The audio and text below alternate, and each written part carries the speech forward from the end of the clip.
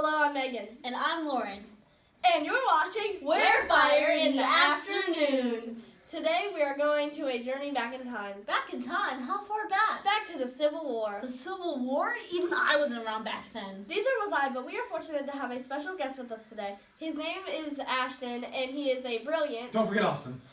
and awesome historian. He is very knowledgeable about the Civil War, and today he will be sharing with us details about the Battle of Antietam. Please welcome Ashton to the set! Woo! Woo! Ow! Ow! Happy to be here. Happy to be here. We appreciate you taking time to talk with us this afternoon. Oh, the pleasure's all mine. I love discussing history. So, on the Battle of Antietam, it was also known as the Battle of Sharpsburg, and it was fought right here in Maryland. On September 17th, 1862, this battle was fought, and it was the first one to be fought on Union soil. This battle was known as the bloodiest day in U.S. history, and with a total of 22,717 dead, wounded, or missing.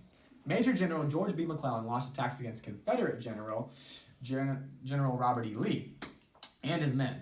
Did you know that 2 Union soldiers actually found some spare plans of Robert E. Lee? He had wrapped the plans around a cigar and misplaced it. Silly Lee. So the plans showed that Lee divided his army into 3 detachments, one in Harper's Ferry, one in West Virginia, and the other in Hagerstown, Maryland.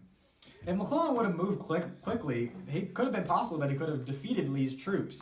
But McClellan waited 18 hours before acting and lost that time advantage. McClellan also had twice the troops that Lee had, but he thought Lee had more troops than he actually had. So he only launched a third of his troops instead of all of them, keeping some reserve troops. McClellan did not destroy Lee's army, but he did stop the invasion into Maryland, and then Lee's army promptly returned back to Virginia. Do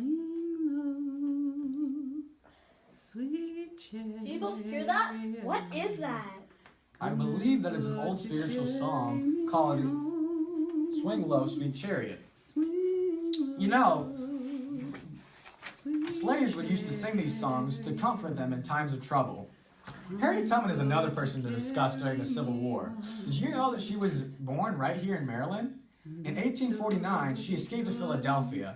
She returned to rescue her family and then made repeat trips to guide other slaves to freedom. She made approximately 13 trips and was known as Moses because she led her people to freedom. She was also in the Union Army. She started as a cook and a nurse and then ended up as a spy and a scout. She was the first woman to lead the armed forces in the war when she led a raid at Combahee Ferry. That raid freed more than 700 slaves. She died in 1913, but remains an example of courage and bravery still today. What an amazing woman. Thank you for reminding us of her story. Okay, Miss Hart, you can go now.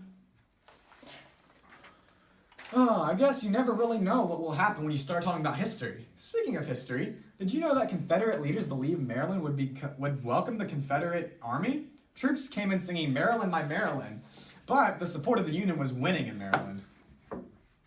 You certainly are very knowledgeable about history. Oh, I could continue. In fact... No! I think we're out of time today! Thank you for coming and sharing with us today. The pleasure is all mine.